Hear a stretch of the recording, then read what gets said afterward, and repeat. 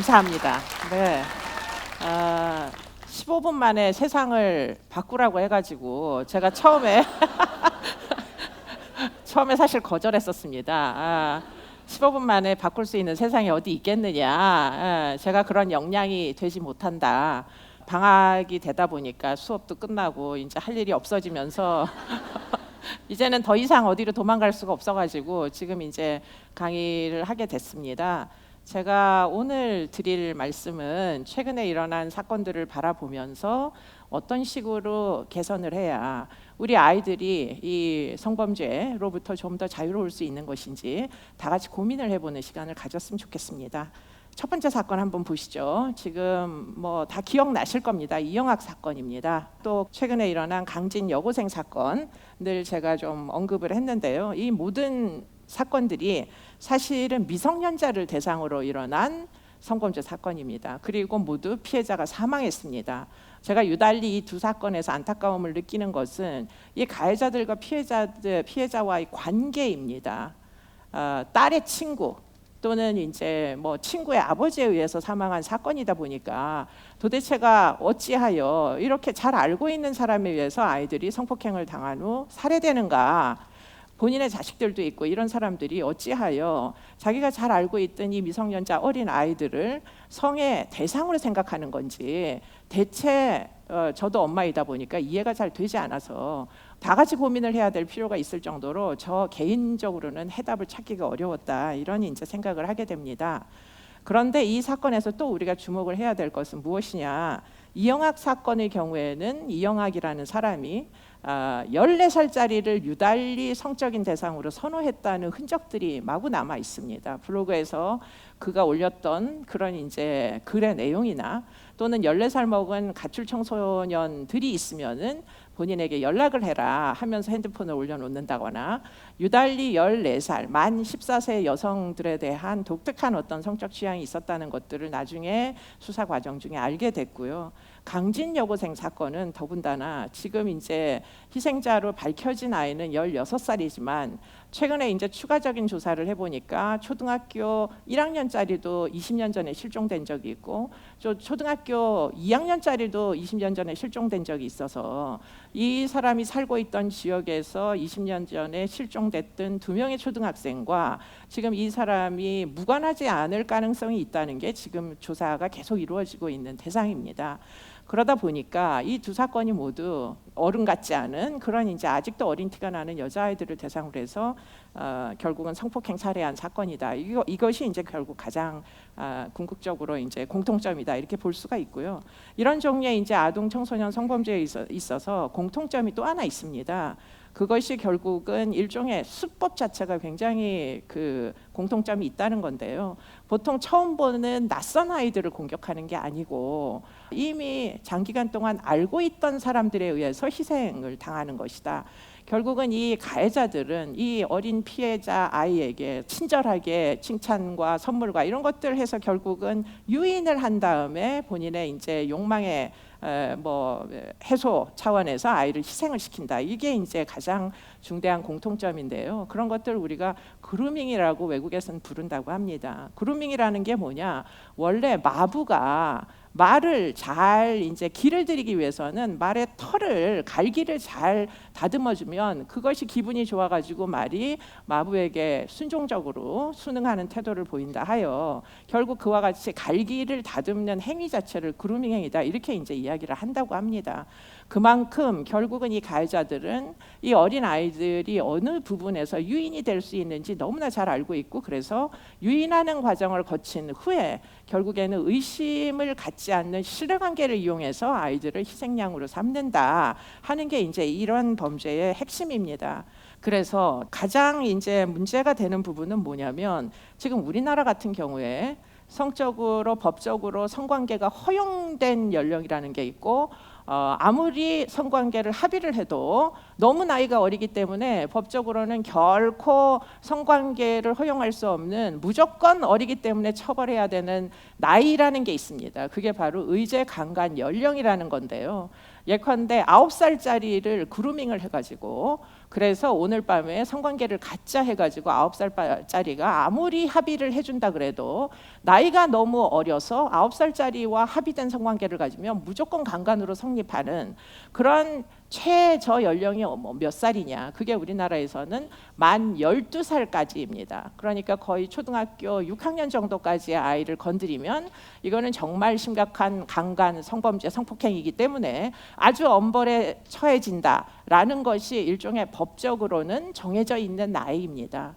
그런데 우리가 곰곰이 생각을 해보면 만 12살과 13살이 무슨 차이가 있겠느냐. 그리고는 경우에 따라서는 발달이 좀 느린 아이들이 있죠. 발달이 빠른 아이들이야 8살만 돼도 굉장히 똑똑하고 조숙한 아이들이 있겠지만 뭐 집안이 환경이 아무래도 좀 취약하고 그리고는 어릴 때 여러 가지 무슨 학습지나 이런 것들을 제대로 제때 해보지를 못한 이런 아이들은 인지 발달이 좀 느려지기도 합니다. 그러면은 결국에는 한 14살 정도 돼도 예컨대 성관계를 맺어서 결국에는 내 몸이 어떻게 변하고 혹시 임신을 할 수도 있고 그럼 임신을 안 하기 위해서 피임은 어떻게 해야 되는지 이런 것들에 대해서 한 번도 생각해 보지 않은 14살짜리 아이들도 있을 수 있다는 거죠. 그렇기 때문에 우리 아이들의 성보호를 대체 왜 13살을 기준으로 12살까지는 보호를 해주고 13살부터는 보호를 안 해주는 건지, 그 기준은 어디서부터 출현한 건지 사실은 좀 궁금증이 생기기도 합니다. 그래서 외국의 사례를 잠깐 살펴보도록 하죠. 우리나라는 일본과 함께 지금 13세를 기준으로 의제 강간 연령을 정하고 있습니다. 그런데 독일이나 영국이나 미국이나 또는 뭐 유럽의 여러 선진국들 또는 뭐 호주나 캐나다 이런 데를 살펴보면은 생각보다 의제 강간의 연령이 굉장히 높은 거를 우리가 발견하게 돼요. 만 15세 또는 만 16세. 예컨대 만약에 이영학 사건이 미국에서 일어난다면 뭐 재판에서 다툴 여지가 없이 아마 사형이 선고될 정도로 굉장히 중대하게 다루어질 수밖에 없는 연령 또래의 아이를 건드린 거죠. 그럼 한국은 왜 생각도 깊이 안 해보고 12살까지만 보호해 준다고 했느냐?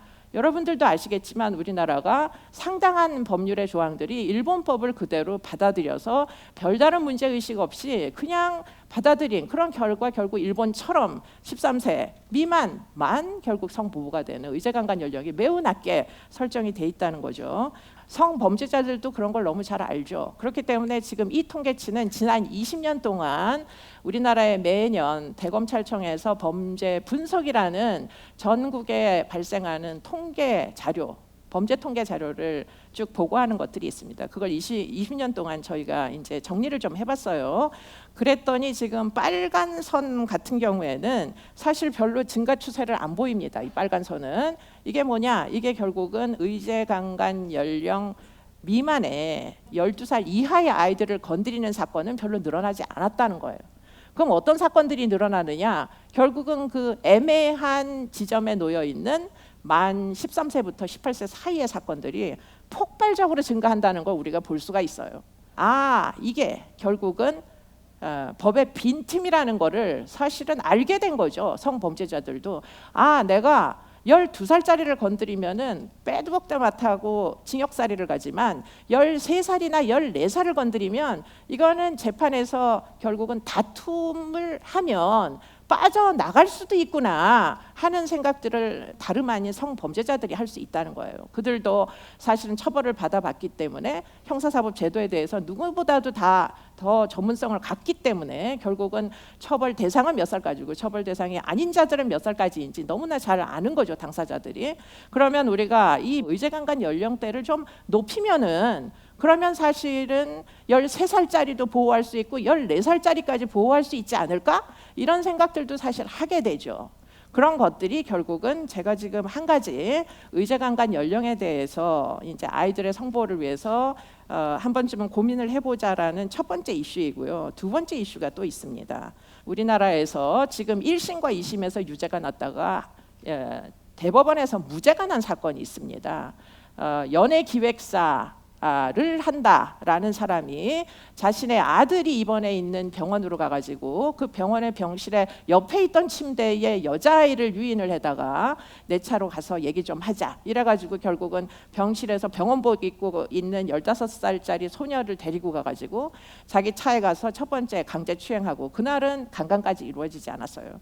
그런데 그 다음날 다시 또 병문안을 와가지고 그 여자애를 다시금 또 유인을 해다가 자기 차량에다가 몰아놓고서는 강간을 사실 하게 됐죠. 그런데 이 여자애는 결국 그렇게 응하면 연예인을 시켜주지 않을까? 이렇게 생각을 했다는 거예요. 그래서 처음에는 저항을 할까도 고민했지만 사실은 명백한 거절의 뜻을 분명하게 표시하지 못한 채 자기가 당하는 게 무엇인지도 알지 못한 채, 왜냐하면 성관계를 해본 적이 없다 보니까 그냥 그 차량 안에 타서 아저씨가 시키는 대로 하다 보니 강간에 이르는 이런 이제 상황이 전개된 거죠. 그런데 문제는 그 사건은 의제강간 연령을 넘어섰어요. 15살이다 보니까. 그렇기 때문에 그 사건은 결국은 3심을 거쳐서 3심에서 결국 무죄 판결을 받는 이런 정말 이해할 수 없는 판결이 나오는 그런 이제 사건이 있었습니다. 조금 더 상세히 보자면 결국에는 성보에 관한 법률 위반 등으로 기소가 됐었으나 1심, 2심에서는 징역형이 나왔지만 항소심에서 여자아이의 진술이 오락가락한다. 그 아저씨에게 임신을 한 기간 동안 이 아저씨에게 연애 편지처럼 편지를 보냈던 것이 있었던 거예요. 그 편지 안에는 결국 이 여자아이가 가출을 해가지고 배는 불러오는데 올 데 갈 데가 없으니까 이 아저씨네 집에 가가지고 숙식을 해결을 했던 거죠.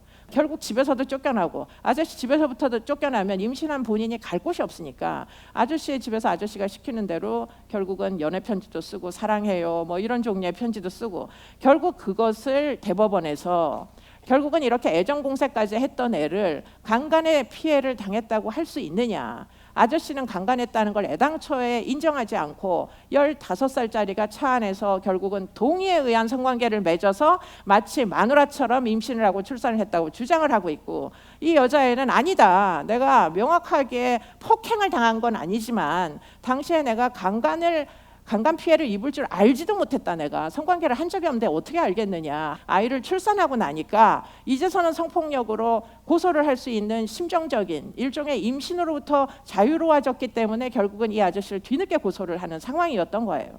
그런데 그런 부분을 하나도 인정을 못 받은 채 결국은 무죄 판결이 나게 되는 이런 이제 일들이 벌어집니다. 한 가지 더 말씀드리고자 하는 건 뭐냐, 그거는 강간죄의 성립 요건이에요. 이것도 역시 외국의 기준, 국제적인 기준을 잠깐 살펴보면요, 외국의 경우에는 강간의 구성 요건이 뭐냐, 강간의 구성 요건이 여기서 보시다시피 동의가 없으면 강간입니다. 그런데 우리나라의 경우에는 유달리 강간죄의 성립 요건이 까다롭습니다. 예컨대 13세 이상이 된 아이들 같은 경우에 강간죄가 성립하기 위해서 꼭 필요한 게 뭐냐면 폭행과 협박이에요. 그런데 폭행과 협박을 하지는 않았어요. 기획사 사장이 때리지도 않고 죽인다고 협박도 안 했어요. 흉기도 안 들고 있었어요. 연예인을 시켜주겠다. 유인을 한 거죠.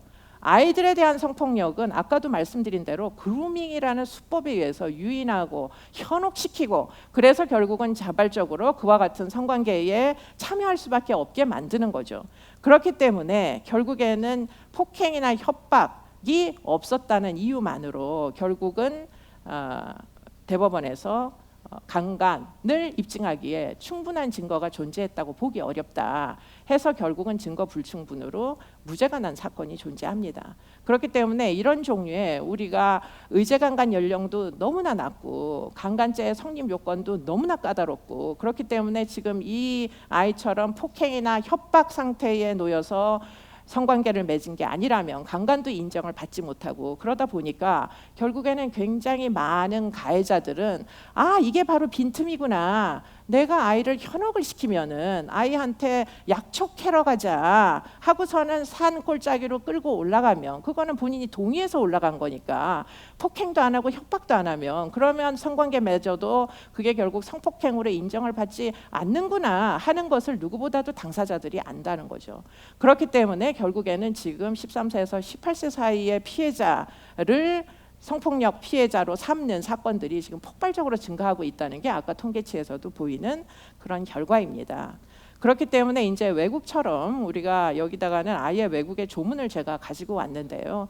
동의란 도대체 무엇이냐 하는 게 또 한 가지 이제 요건이에요. 동의에는 두 가지 요건이 꼭 필요합니다. 하나는 뭐냐면 자유롭게 본인의 성적인 자기결정권을 표현하고 결정할 수 있는 자유로운 의사결정을 할 수 있는 분위기가 형성이 돼야 된다는 거예요. 거절할 수 있는 권리가 보장될 수가 있어야 된다는 거죠. 아니요라고 얘기해서 그것이 상대방에게 아니라는 뜻으로 전달될 수 있는 그런 상태에서 성관계에 동의한다 이렇게 얘기를 해야 동의라는 겁니다. 그리고 또 한 가지 요건은 뭐냐면 지금부터 너랑 나랑 이 차 안에서 이루어지는 일이 무슨 일까지 벌어질 건지를 미리 알게 해줘야 된다는 거죠. 그게 두 번째 요건입니다. 그렇기 때문에 자유의지를 표현할 수 있는 기회를 줘야 되고 그 다음에 무슨 일이 벌어질지 알도록 해줘야 된다는 거예요. 그런데 기획사, 연예기획사 사장은 그렇게 했나요? 차 안에서? 그러지 않았죠. 동의를 표현할 수 있는 기회조차 박탈당한 채 결국에는 무슨 일이 벌어질지도 알 수 없는 상태에서 이루어진 성관계이다 보니까 이것은 성폭행으로 보는 것이 옳겠다. 미국 같으면 아마 틀림없이 성폭행으로 유죄 판결을 내렸을 것이다. 더군다나 15살짜리 아이였으니까 16세를 기준으로 하는 미국에서는 아마 그 연예기획사 사장은 지금 아마도 뭐 수십 년, 길게는 수백 년 어쩌면 만약에 피해자가 또 있으면 그 정도의 징역살이를 살 만한 사람이 우리나라에서는 벌건대낮에 자유롭게 걸어다녀도 아무도 그 사람에게 너는 잘못한 일을 했다라고 손가락질조차 할 수 없는 권리를 보장받는 나라가 우리나라라는 거죠. 그렇기 때문에 이런 종류의 어떤 국제적인 기준에도 훨씬 후진적인 이런 기준을 만약에 적용을 계속 한다면 그렇다면 전남 강진 사건과 비슷한 사건이 또 발생하지 말라는 법은 결코 없겠죠. 그렇기 때문에 오늘도 그루밍이라는 행위를 통해서 주변에 있는 약한 여자아이들 또는 뭐 남자아이들도 피해자가 물론 될 수 있어요. 그렇기 때문에 유인을 해다가 자신의 욕정을 채우고 희생양을 삼고 이런 것들이 우리의 주변에서 사실은 발생을 한다. 그렇기 때문에 이런 상황을 그대로 둘 것이냐 결국에는 그게 이제 문제라는 건데 그렇기 때문에 우리가 이제 와서는 아이들에게 성적인 자기 결정권이라는 게 도대체 몇 살부터 형성되는지 과연 우리나라에서 실증적으로 우리나라 아이들을 대상으로 연구한 바가 있느냐. 사실 제가 강의 준비를 하면서 굉장히 많은 자료를 찾아봤어요 이번에. 그런데 사실은 우리나라의 아이들의 성적인 자기결정권이 예컨대 성적으로 내가 성관계를 맺는 게 어떤 의미인지 성관계를 맺어서 어떤 결과가 초래되는지 그래서 미리부터 임신을 예방하기 위해서는 피임을 어떻게 해야 되는지 이런 것들에 대해서 미리미리 예견하는 능력이 우리나라 아이들은 몇 살이다 라는 연구가 있는지 찾아봤더니 전혀 아직까지 그런 연구가 없었어요. 그러면 대체 어디서 13살 미만 12살이라는 기준이 대체 어디서 튀어나온 거냐. 아무 근거가 없습니다. 일본법에서 왔다. 충분합니까? 설득이 돼요? 왜 우리는 일본법에 있는 조항을 그대로 받아들여야 되죠? 누가 정한 거예요?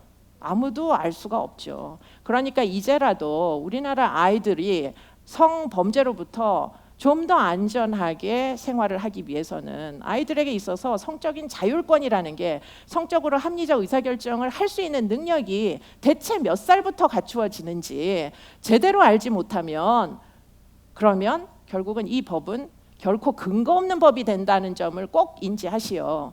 지금 이 부분에 대해서 개정을 우리가 꼭 해주기를 요청을 해야 될 시점에 와 있다. 안 그러면 아까 보여드린 통계치처럼 결국 이 13살 이상에 되는 아이들은 결국은 성적인 희생양이 돼도 우리는 법을 빠져나갈 수 있다라는 이 도덕적 해이로부터 결코 우리 아이들을 안전하게 지킬 수 없다 하는 점을 마지막으로 이야기하면서 제 무거운 강의는 여기서 마치도록 하겠습니다. 감사합니다.